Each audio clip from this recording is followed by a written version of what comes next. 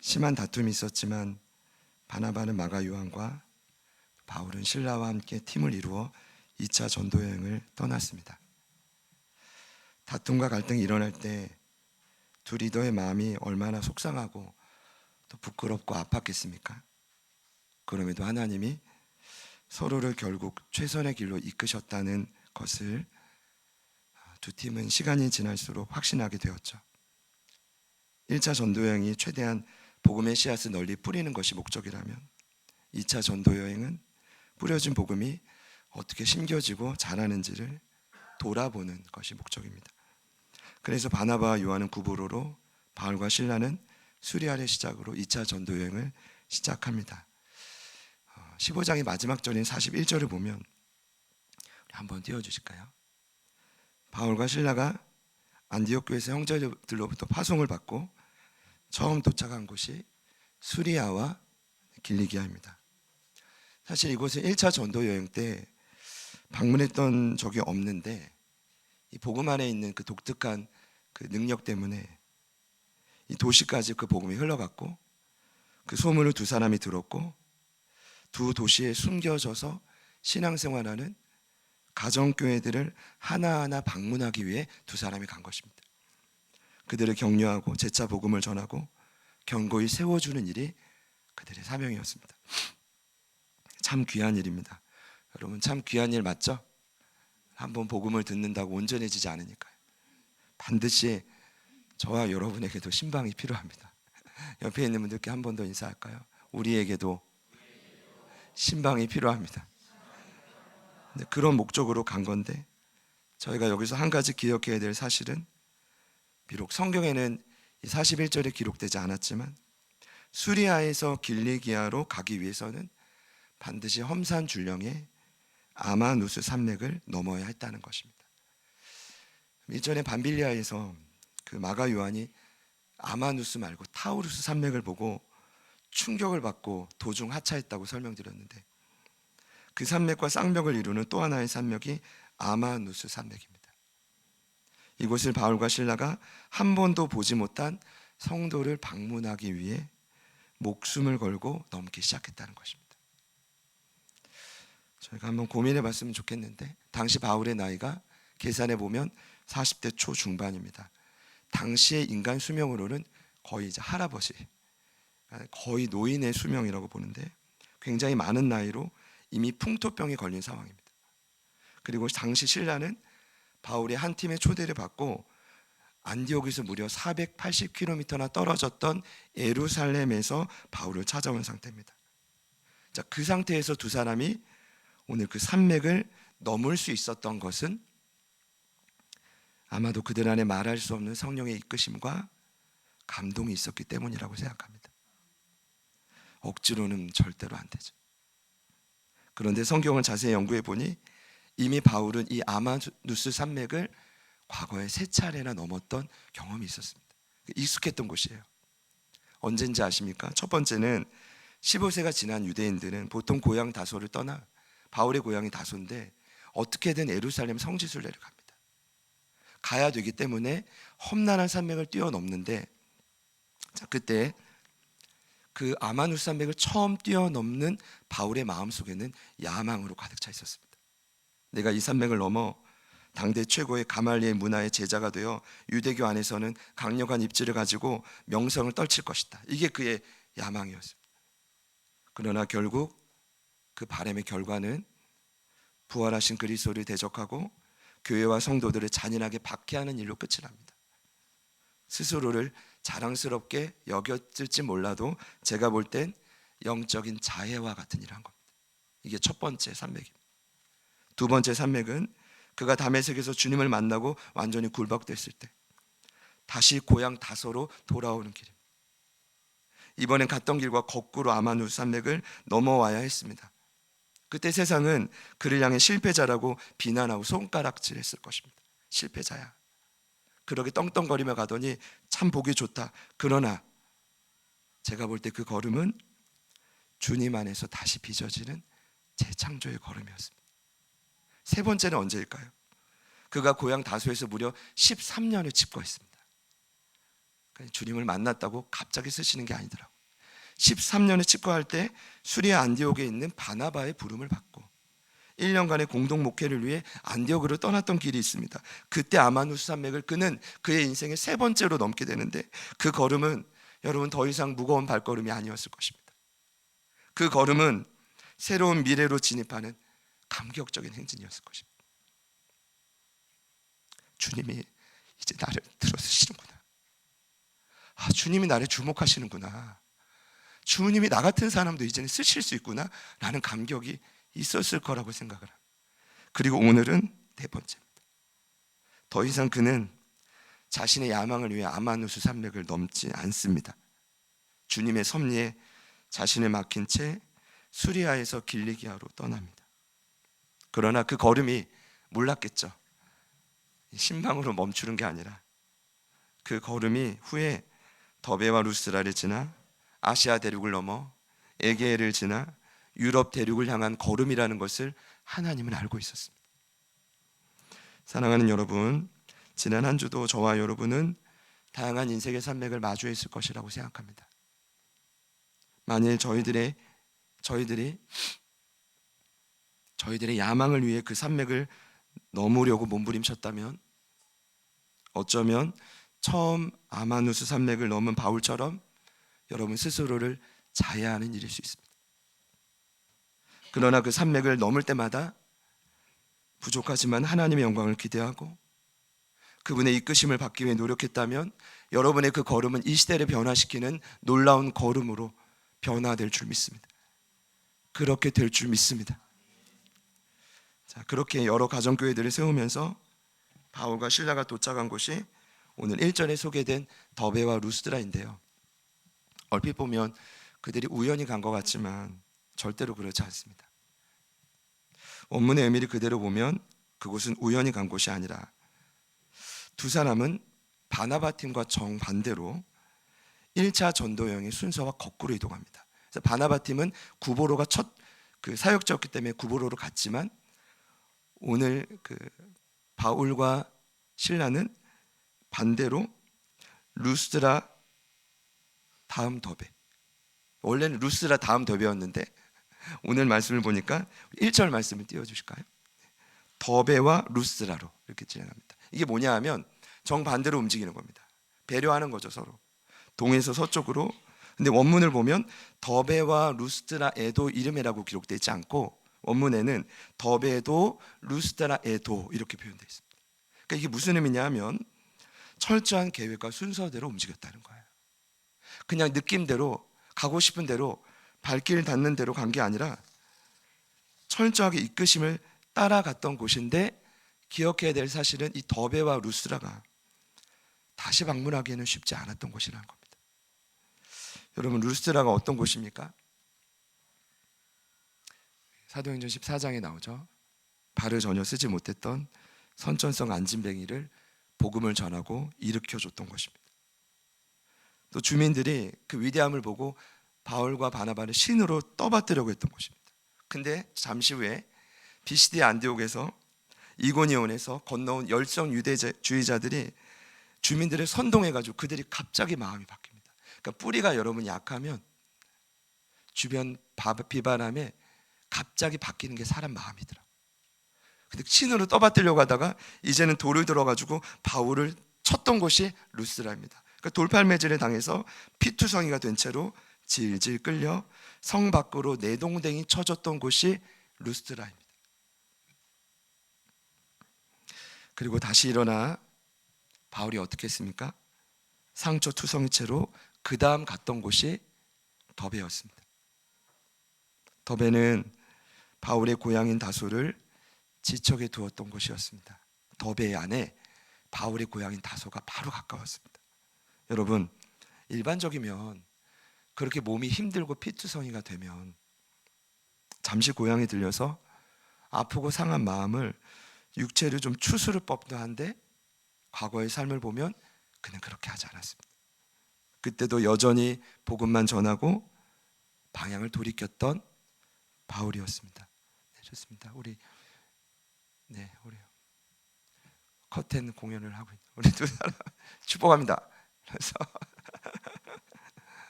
유미가 지난 주일에 절대로 트램폴린 없애지 말라고 그래서 그렇게 될 줄 믿습니다. 네, 축복해요. 네, 좋습니다. 네, 그렇습니다. 여러분 아무리 2차 전도 여행이어도 한 번만 생각해 보십시오. 모함과 선동으로 자신의 피투성이로 만든 루스드라에 다시 간다는 것은 결코 쉬운 일이 아닙니다. 만일 그 주민들이 이번에는 꼬투리라도 잡아가지고 그 바울을 괴롭힌다면 진짜로 목숨을 잃을 수도 있는 위험한 상황이었어요. 그럼에도 그가 담대히 방문한 것입니다. 왜 방문했을까요? 제가 내린 결론은 그렇습니다. 주님의 부르심에 순종하는 바울의 소명의식이 현실의 위협보다 컸기 때문입니다. 그래서인지 성경은 바울이 가는 곳곳의 지명을 상세히 기록합니다. 만일 눈앞의 현실이 그의 마음을 짓눌렀다면 결코 그곳에 갈 수 없었을 겁니다. 그럼 맞죠? 놀라운 건 오늘 목숨을 걸고 방문한 그곳에서 바울은 자신의 평생의 동역자인 한 사람을 만납니다. 그런 소망이 좀 들었습니다. 하나님, 우리에게도 평생의 동역자 한 사람을 허락해 주십시오. 한 사람이 있으면 어쩌면 바울이 평생을 달려간 것처럼 우리도 달려갈 수 있을 것 같습니다. 그런 의미로 저를 같이 한번 따라해 보시죠. 하나님, 제게도 평생의 동역자를 허락해 주십시오. 그 인물이 바로 바울에게는 사랑하는 아들이라 부르는 디모데였습니다. 그러니까 바울이 유일하게 아들이라 부르는 인물이 디모데입니다. 디모데후서에서 사랑하는 아들, 디모데전서에서는 믿음 안에서 참 아들 된 디모데라고 부릅니다. 신약 성경이 27권인데 무려 절반 가까운 13권을 바울이 썼습니다. 근데 그 13권 중에 4권이 사람에게 쓴 편지인데 세 인물이에요. 디모데, 디도, 빌레몬. 디도, 빌레몬은 한 장씩이고 무려 디모데 전후서에서 디모데에게는 10장이나 할애했단 말입니다. 그러니까 바울이 얼마큼 디모데를 총애하고 자신의 에너지를 쏟았고 그를 아꼈는지를 알 수 있는 대목입니다. 어쨌든 오늘 성경은 디모데라는 한 청년을 소개하는데 여러분 이렇게 소개하고 싶습니다. 성경에서는 새로운 한 사람의 등장은 언제나 암울한 세상을 빛으로 바꾸는 전환점이 됩니다. 이스라엘의 출애굽과 40년의 광야의 시간을 이끌었던 모세가 그랬습니다. 끊임없는 전투를 통해 약속의 땅을 점령한 여호수아도 마찬가지였고요. 무너진 예루살렘 성벽과 성전을 세운 느헤미야와 스룹바벨도 마찬가지였습니다. 언제나 하나님은 여러분 기억하셔야 됩니다. 준비된 한 사람을 역사의 전면에 내세워서 그를 통해 일하시기 시작합니다. 제가 마음이 얼마나 뛰겠어요. 저희 2부 예배만 해도요. 여러분 한 분 한 분이 저는 그런 준비된 사람이라고 믿습니다. 저는 포기하지 않고 하나님은 포기하지 않으시죠. 여러분 그렇게 믿으시죠? 우리 옆에 있는 분들께 한 번 더 축복합시다. 당신이 준비된 한 사람입니다. 그러니까 옆에 있는 분을 통해 암울했던 내 삶이 밝아진 거고 할렐루야 빛이 다시 나기 시작한 거죠. 거기서부터 일이 시작되기 시작을 한 건데 성경은 오늘 이러한 디모데를 뭐라고 소개하냐 하면 제자라 소개합니다. 우리 1절 말씀을 우리 한 번 더 같이 읽어볼까요? 시작. 바울이 더베와 루스드라의 이름에 거기 디모데라는 제자가 있어. 그 어머니는 믿는 유대 여자요 아버지는 헬라인이라. 아멘. 아멘. 거기 디모데를 제자라고 말하는데 이렇게 소개하죠. 바울이 더베와 루스드라에도 이름에 거기 디모데라는 누가 있어요? 제자가 있습니다. 그의 첫 소개가 바로 제자입니다. 저희 교회 이름이 제자들 교회이기 때문에 말을 아니할 수가 없어서 저는 주신 이름 안에 특별한 부르심이 있다고 생각하고 여러분은 그 부르심 때문에 여기에 계신 거죠? 어쩌다 보다 오신 분도 계시죠? 이거는 뭐 어쩔 수가 없습니다. 교회마다 부르심이 있는데 그런 차원에서 오늘 이 구절이 저희들에게 굉장히 특별한 의미라고 생각합니다. 여러분, 제자의 정의는 배우는 자. 따라합시다. 배우는 자. 누군가에게 뭔가를 배운다는 건 굉장히 어려운 일입니다. 자존심을 내리고 철저히 배운다. 반드시 변화됩니다.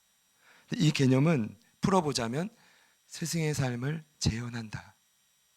기독교의 관점에서 보자면 제자는 그래서 유일한 스승 대신 예수님의 삶을 부족하지만 신실하게 따라가기 위해 노력하는 자, 제자입니다. 그래서 예수님이 12제자를 처음 부르실 때 이렇게 말씀하셨습니다. 나를 따라오라. 내가 너희를 사람 낚는 어부가 되게 하리라. 여러분, 주님만 잘 따라가시면 여러분도 사람을 살리는 사람이 될 수 있습니다. 믿으시기를 축복합니다. 소생케 될 수 있단 말이죠. 그렇다면 오늘 성경이 디모데를 제자라 기록했다면 제가 볼 때 세상은 잘 몰라요. 그런데 하나님은 디모데를 아는 것입니다. 어떻게요? 이 사람은 비록 루스드라에 있지만, 시골에 있지만 제자다. 그러니까 하나님이 인정했기 때문에 저는 누가가 대필했다고 생각합니다. 제자다. 여기에 근데 말씀 제목에도 있지만 디모데라 하는 제자가 있으니라고 했습니다. 나중에 칭찬받는 자니, 동일한 문법인데 에이미 동사 헬라어는 미완료 동사입니다. 그러니까 어떤 한 모습만 성장하는 게 아니라 그는 계속해서 제자로서의 삶을, 예수님의 삶을 끊임없이 닮아가기 위해 몸부림치고 성장해 가고 있었다는 것. 그러니까 제자가 있으니라는 의미가 어떤 의미인지 아시겠죠? 그러면 오늘 그런 디모데를 말씀에서 어떻게 소개하는지 보겠습니다. 두 가지로 소개를 하는데요. 1절을 보니까 첫 번째 소개는 가족 구성원을 소개합니다. 이제 중요하죠. 이제 부모가 누구인지 말하는데 이렇게 말합니다. 그 어머니는 믿는 유대 여자요, 아버지는 헬라인이라. 자, 믿는 유대 여자인이란 유대교인이 아니라 유대교인이었지만 유대인이지만 예수님을 믿는 기독교 신앙으로 개종했다는 뜻입니다. 그런데 아버지는 헬라인이다. 디모데를 있는 그대로 다 소개하는 건데 일단 어머니가 다른 민족을 만나서 결혼했다는 겁니다. 그러니까 저희 교회가 저는 사실 준비해야 된다고 생각하는데 이거는 지금 준비해야지라서 하는 게 아니라 이미 저희가 기도하고 있는, 후원하고 있는 다문화 꿈나무 어린이 학교의 개척자가 남현주 전산 다문화 사역을 하고 있단 말입니다. 여러분 이제 주변을 보시면 다문화 가정의 아이들이 많을 겁니다.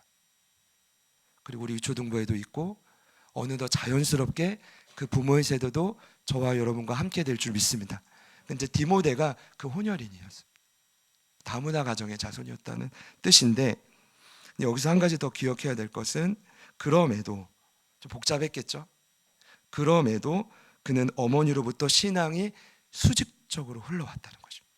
자, 여기 보시면 나도 디모데와 유사하다라고 생각하는 분도 있을 수 있는데 자, 디모데 후서를 보면 자세히 소개합니다. 그는 모친 유니게와 이름이 나오죠. 외조모 로이스의 신앙을 물려받은 자로 디모데로 자랐다. 이렇게 소개합니다. 그러니까 처음 그를 어떻게 소개한 겁니까? 그의 신앙의 뿌리가 어디 있는지 이 수직적인 신앙의 관계를 엿보고 있다는 겁니다. 소개하고 있고요. 동시에 두 번째는 부담되는 구절인데 우리 2절 말씀을 한번 볼까요? 같이 한 번 더 읽습니다. 시작. 디모데는 루스라와 이고니온의 형제들에게 칭찬받는 자. 네, 그는 칭찬받는 자였습니다. 자, 거두절미하고 이건 수평적인 신앙의 모습입니다. 보세요. 루스라와 이고니온이 가까운 거리일까요? 먼 거리일까요? 가까운 거리일까요? 먼 거리. 맞습니다, 집사님. 최소 20km, 넓게 보면 한 30km입니다. 그러니까 꽤 먼 거리인데 놀라운 사실은 이동통신도 없고 소통도 어려운 이 시기에 그럼에도 형제란 말은 동료 그리스도인인데 동료 그리스도인들로부터 이 어린 디모데가 이 청년이 폭넓은 칭찬을 받았다는 거예요. 한 번은 저희가 고민을 해봐야 될 겁니다. 여기서 보면 칭찬받는 자니 이것도 미완료 동사입니다. 한 번 칭찬받고 끝난 게 아니라 계속 그의 훌륭함이 동료 형제들로부터 계속 언급되기 시작했다는 거죠. 부담됩니까? 부담이 안 됩니까? 아무런 그냥 하셔야 됩니까? 그냥 디모데는 디모데고 나는 나. 제가 볼 때는 바울이 에리야 눈에, 그 청년의 눈에 들어왔겠죠. 이 사람이다. 어리지만 청년이지만 이 사람이다. 그러니까 왜 이 사람이냐면 그만큼 준비됐다는 건, 여러분 나중에 나오지만 전도를 할 때 불필요한 갈등이 해소가 돼요. 불필요한 갈등 때문에 다툼이 일어나지가 않아요. 이미 너무나 준비가 됐기 때문에 그것을 이 에리야 눈으로 바울이 받고 그의 귀한 신앙과 타고난 평판을 지닌 디모데를 데리고 2차 전도여행을 함께 떠난 겁니다. 무려 3년 동안 5,000km 이상을 떠나면서 어떠한 잡음도 그가 없었다는 것은 그가 어떤 인물인지 우리가 충분히 알 수 있죠. 제가 이번 주 중에 한 절반은 결론을 그렇게 내렸었어요. 여러분, 우리도 신앙의 뿌리를 견고히 합시다. 여러분, 우리도 이제는 평판을 바꿔봅시다. 이런 생각이 들더라고요. 평판은 내가 바꿀 수 있는 게 아닌데 내 가족이 바꿔줘야 되고 동료 형제들로 입으로부터 바꿔줘야 되는 건데 이게 저희들의 힘으로 할 수가 있는 거 아니에요. 그리고 생각해 보니까 과연 오늘의 말씀이 그럴까요? 여러분도 디모데처럼 신앙이 견고히 서고 평판이 좋은 사람이 돼서 전도여행에 떠날 만큼 준비가 되십시오가 오늘 말씀의 결론일까요? 그리고 생각해 보니 너무 불편한 거예요. 여러분 어찌 생각합니까? 만일 그렇다면 오늘 이 디모데와 신앙의 출발점이 너무 다른 사람은 어떻게 하죠? 홀로 가정에서 신앙생활하는 분은 어떻게 합니까? 그리고 아무리 내 평판은 이제 내 인생의 끝이다, 자녀들 때라도 좀 바뀌었으면 좋겠다 라고 생각하는 분이 있을 수 있잖아요. 아무리 노력해도 회복이 어렵다고 생각하는 분들은 암울한 결론 아닙니까? 제가 볼 때는 이거는 약간 저한테만 어울리는 결론이에요. 죄송해요. 제가 이런 생각은 나쁜 생각하다가 감기가 들어가지고 그게 아니죠. 그게 아니죠. 제가 볼 때는 오늘 말씀의 핵심은 디모데의 제자로서의 결과가 아닙니다. 물론 그의 삶은 본받아야 마땅하지만 더욱 중요한 것은 어떻게 디모데가 이런 제자로 세워졌느냐죠. 저희가 이 부분에 대한 이 말씀 강의 때 최소한의 고민이 있어야 되지 않을까. 여러분 어떻게 디모데가 이러한 제자로 변화될 수 있었을까요? 태어나진 않거든요. 반드시 이유가 있었을 겁니다. 제가 고민 끝에 내린 결론은 그런데, 잠시만요. 여러분 지금도 그렇지만 저는 2000년 전 당시 로마 제국도 마찬가지였을 거라고 생각합니다. 영향력 있는 정치인들이 있었을까요? 없었을까요? 있었겠죠. 강력한 자금력으로 뒤에서 사회를 좌지우지하는 재벌들도 존재했을 겁니다. 유명한 탤런트도 있었을 거고 가수도 있었을 거고 또 코미디언도 존재했겠죠. 그리고 오늘날 명품처럼 당시도 최고의 멋을 자랑하는 명품들이 질비했을 겁니다. 그리고 그 모든 것 위에 신으로 군림했던 누가 있었냐 하면 로마의 황제가 있었죠. 근데 여러분 당시 디모데는 그가 자란 루스드라는 이 로마 제국 내에서도 변방 중의 변방입니다. 그러니까 아주 작은 시골 마을이에요. 이런 거죠. 엄밀히 보면 그 작은 시골에 당시 18살로 추정되는 그 청년은 세상 어느 누구도 주목하지 않았을 것입니다. 그러나 하나님은 그를 어느 순간부터 주목했던 것입니다. 왜일까요? 제 고민이 도대체 왜일까? 제 생각은 그렇습니다. 아마도 디모데는 과거 루스드라의 소동 때 돌에 맞아 피투성이가 된 채 쓰러진 바울을 보았을 것이다. 그리고 그가 어떻게 되나 숨죽여 지켜봤겠죠. 같이 돌을 들 수는 없지만 믿는 신앙인으로 그가 어떻게 되나. 그런데 갑자기 바울이 형제들 사이에서 어떻게 해요? 일어나죠. 여기서 일어났다라는 단어가 예수님 부활했다라는 단어와 동일하다고 했죠. 마치 부활하신 주님처럼, 그리고 툴툴 털고 심지어 멈추지 않고 더베를 향해 복음을 전하러 가는 그의 모습에 어린 디모데는 충격을 받았을 것입니다. 그리고 확신했겠죠. 이것이 참 그리스도인의 삶이다. 어떠한 난관이 있어도 하나님이 그와 함께 하신다. 세상은 바울을 몰라도 살아계신 하나님이 그와 함께 있다는 것을 그 젊은 청년은 분명히 느꼈을 것입니다. 그리고 바울의 마음속에 있던 비전이 그때 그에게 전염된 거죠. 그러니까 지금 만나서 콜링받아 따라간 게 아니라 이미 그의 마음속에는 돌에 맞아 피투성이가 됐던 바울이 일어났던 그 순간, 더베를 향했던 그 순간, 이미 그는 그 비전이 그의 마음속으로 전염된 거죠. 그럼 저는 이 하나님의 꾸민 비전이 반드시 우리 안에 살아있다면 전염될 줄 믿습니다. 악한 마음은 불평도 마찬가지지만 전염, 이 비전도 마찬가지입니다. 저와 여러분 안에 있는 꿈이 주변으로 흘러갈 수 있기를 축복합니다. 그 영향을 고민 끝에 내린 결론은 디모데에게 흘러갔던 거죠. 자, 그때부터 디모데는 매일 결단하며 준비했을 것입니다. 내가 아무리 어려도, 내가 아무리 무명이어도, 내가 아무리 보잘것없어도, 내가 비록 시골에 살아도 내가 주님의 부르심을 따라가는 한 나의 삶은 위대하다. 그래서 어떤 어려움이 찾아와도 그 부르심을 위해 살아간다면 하나님은 나를 지켜보시고 하나님은 나를 여전히 기대하실 것이다. 그 확신을 그가 가졌을 것입니다. 오늘 3절 말씀을 보니까요, 바울이 갑자기 디모데에게 할례를 요청합니다. 디모데는 헬라인으로 굳이 할례를 받지 않아도 됩니다.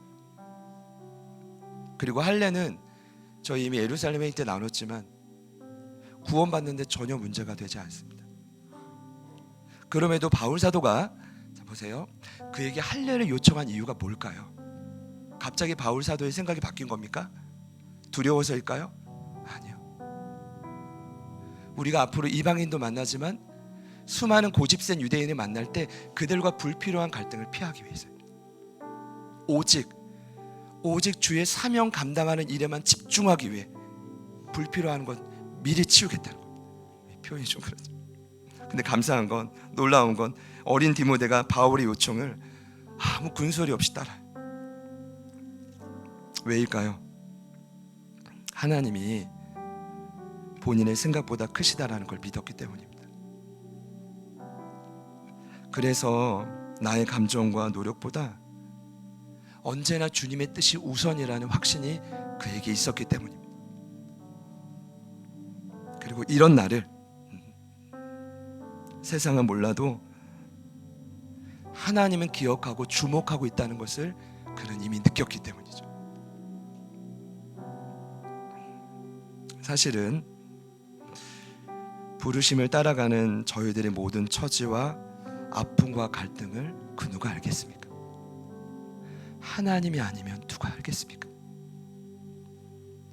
하나님이 여러분의 부르심을 따라가는 그 길을 이미 알고 계신다는 것만큼 저와 여러분의 인생에 더 큰 용기와 힘이 어디 있겠습니까? 이 사실을 믿으십니까? 어린 디모데는 그걸 믿었던 거죠. 그러고 보니 성경은 늘 그렇습니다.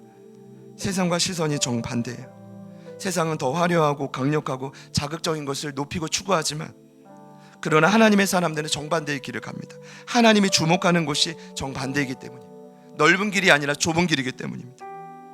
예수님은 로마 제국의 변방이었던 베들레헴에서 태어났습니다. 그리고 달동네였던 나사렛에서 사시다가 빈민촌인 갈릴리의 사역을 시작했습니다. 최고의 교육을 받은 게 아닙니다. 안전하게 보호받은 게 아닙니다. 예수님 역시도 보잘것없는 무명이었습니다. 세상은 그를 몰랐습니다. 그러나 하나님은 우리 주님을 아셨습니다. 적당히 아신 게 아니라 완전히 아셨습니다. 그분의 모든 생애와 죽음과 부활과 승천을 모두 성경에 낱낱이 기록할 정도로 하나님은 그의 인생을 주목하셨고 온 열방에 그분의 이름을 알리시기 시작했습니다. 여러분, 세상은 바울을 주목하지 않습니다. 누가 이 아침에 이렇게 어쩌면 타고났네요.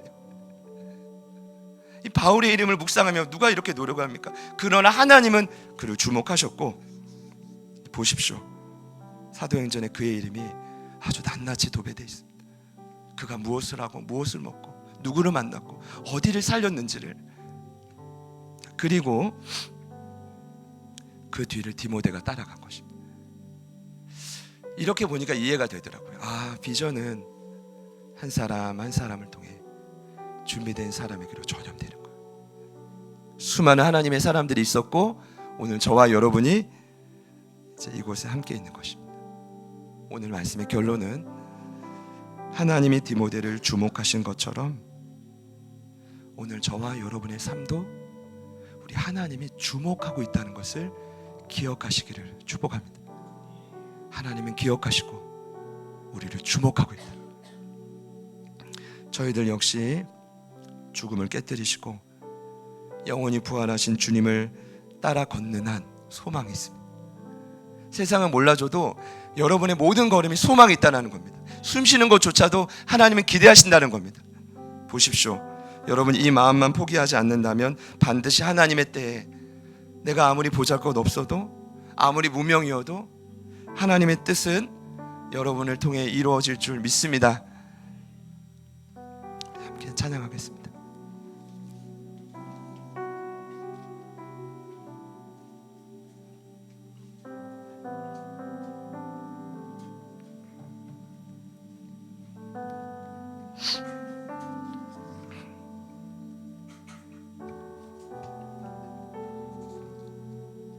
가사를 생각하면서 말씀을 기억하면서 주님께 같이 올려드립시다.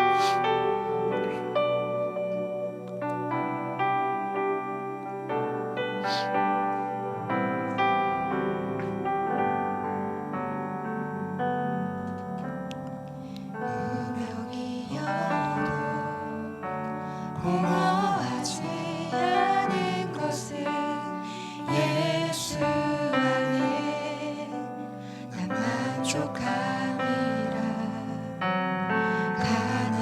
가난하여도 부족하지 않은 것은 예수 안에 오직 나는 부요함이라. 고난 중에도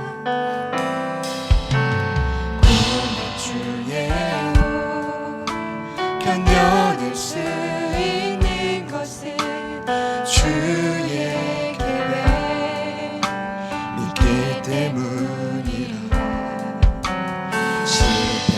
실패하여도 일어설 수 있는 것은 예수 안에 오직 나는 승리함이라.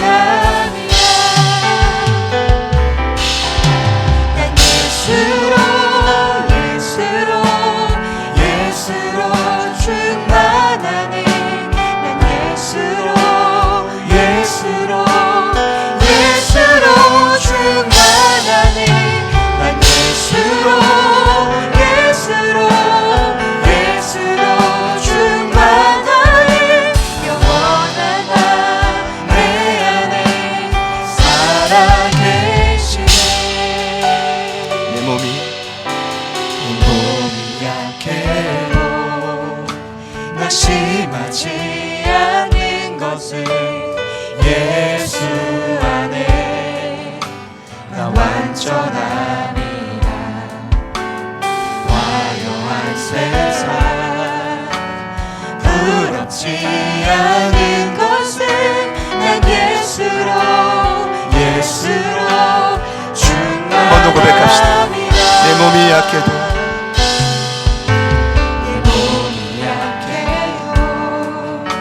낙심하지 않은 것은 예수 안에 난 완전함이라. 화려한 세상 부럽지 않은 것은 난 예수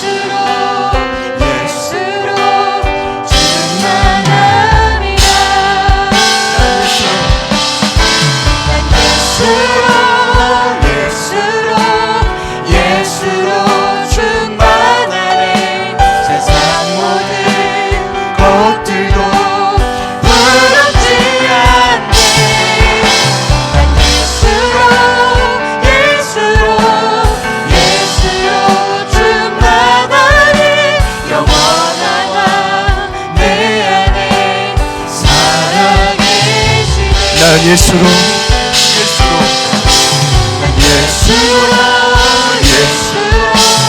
예수로 충만하네. 세상 풍파도 분파도 두렵지 않네. 난 예수로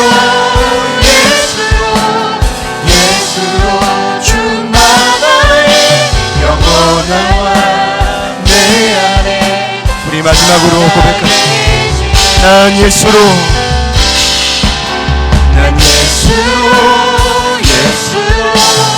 예수로 충만하네. 세상 모든 풍파도 두렵지 않네. 난 예수로 충만하네. 영원한 내 안에 살아계시네. 루스드라에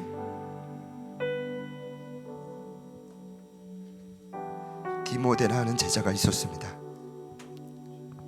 세상은 어느 누구도 그 어린 청년을 주목하지 않았지만 하나님은 그 청년을 주목했습니다. 그 이유는 그의 마음속에 다른 것을 내세울 건 없지만 나는 하나님의 사람이다. 하나님이 나의 모든 걸음을 주목하고 계신다. 분명한 믿음이 있었기 때문입니다. 우리 이번 시간 간절한 마음으로 우리 회개하고 기도했으면 좋겠는데, 우리가 이 땅을 살아가는 목적이 무엇입니까? 하나님의 영광입니까? 나의 야망입니까? 여러분 여전히 마주하는 그 산맥을 도대체 무엇 때문에 넘으려 하십니까? 하나님 오늘을 기점으로 바울에게 주신, 디모데에게 주신 그 예수님을 향한 귀한 열정과 비전을 우리 마음에도 심어주십시오. 다시 한번 이 굳은 마음을 깨뜨리시고 성령의 능력 아래서 디모데와 같은 제자로 거듭나게 하여 주십시오. 하나님 반드시 우리를 쓰실 줄 믿습니다. 우리는 무명이지만 세상은 우리를 주목하지 않아도 하나님 오늘 이곳을 주목하시는 줄 믿습니다. 우리 주님 이름 부르신 후에 우리 간절히 한번 기도합니다.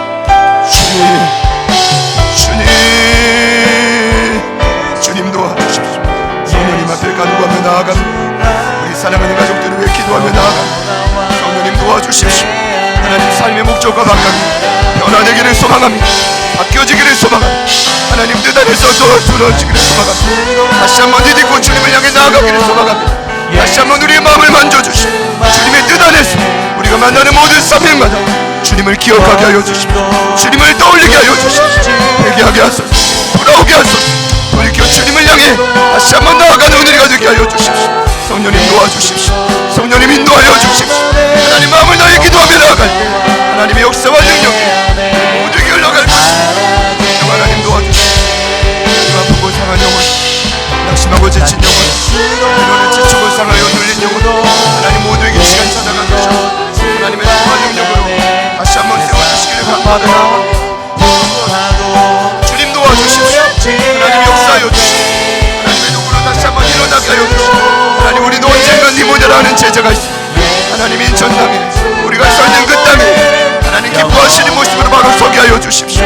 아무리 무명이어도 아무리 내 삶이 부족하고 보잘것없어도 그렇게 주님을 따라갈 때 하나님 나의 삶을 통해 하나님의 비전을 이루가실 줄 믿습니다. 주님 도와주십시오. 주님 도와주십시오. 성령님 도와주십시오. 하나님 이곳에 있는 간사 주님의 난 사람을 주님의 뜻과 계획을 이루어 주십시오. 주님 그 뜻을 이루어 주십시오. 성령님 도와주십시오. 하나님이 지금도 나를 주목합니다. 하나님 지금도 우리를 지켜보고 있습니다. 우리가 잊지 않게 하여 주십시오. 성령님 도와주십시오. 성령님 인하여 주십시오. 아버지 하나님 도와주십시오. 성령님 역사하여 주십시오. 다시 한번 주님을 향해 나아갈시오. 하나님 그분을 향해 마음을 열시오. 성령 하나님 도와주십시오. 성령님 도와주십시오. 성령님 이끌어 주십시오. 하나님 우리가 선 그 자리에 다시 한번 일어서게 하여 주십시오.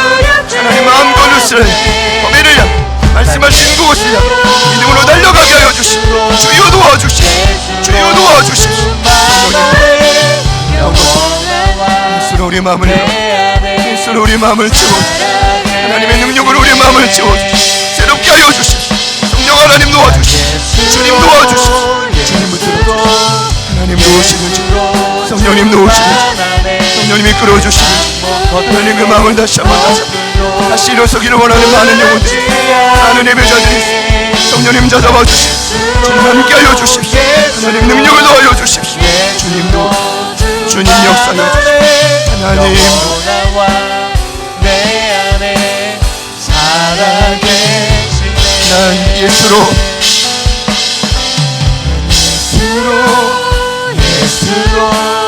예수로 충만하네. 세상 것들도 부럽지 않네. 난 예수로 충만하네. 영원한와 내 안에 살아계시네. 난 예수로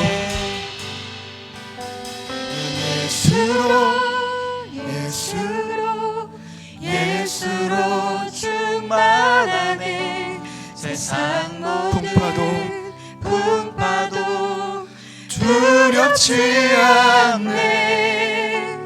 난 예수로 충만하네. 영원한와 내 안에 살아계시네. 신앙의 뿌리가 견고해지는 것도, 누군가의 평판이 두려워 위축되는 것도 다 내려놓겠습니다.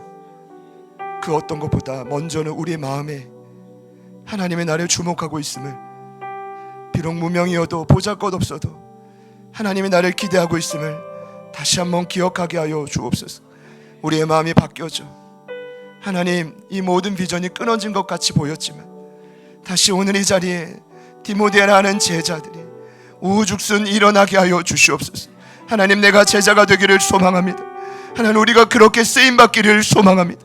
하나님이 쓰실 때 마음껏 거침없이, 유대인에게는 유대인처럼, 헬라인에게는 헬라인처럼, 율법 있는 자에게는 있는 자처럼, 없는 자에게는 없는 자처럼, 어떠한 모양이든 오직 영혼 구원을 위하여, 하나님 그 사명을 위하여 쓰임받는 우리가 되게 하여 주시옵소서.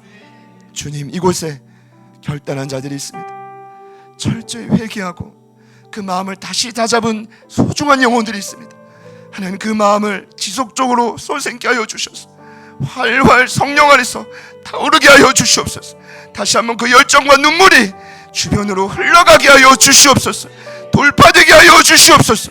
하나님, 제자들의 교회를 통하여 하나님의 그 위대한 비전을 이루어 가실 줄 믿습니다. 세가족으로 만나게 하신 우리 대천 형제님, 우리 지은 형제님, 그리고 앞으로 만나게 할 수많은 영혼들의 삶의 현장 위에도 동일한 비전을 주셔서 제자들 교회가 부르시는 그 날까지 좁은 길을 걷게 하여 주시옵소서.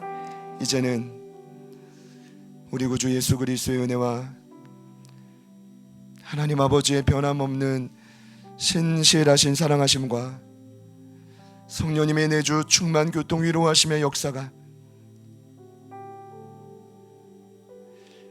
비록 작은 시골이었지만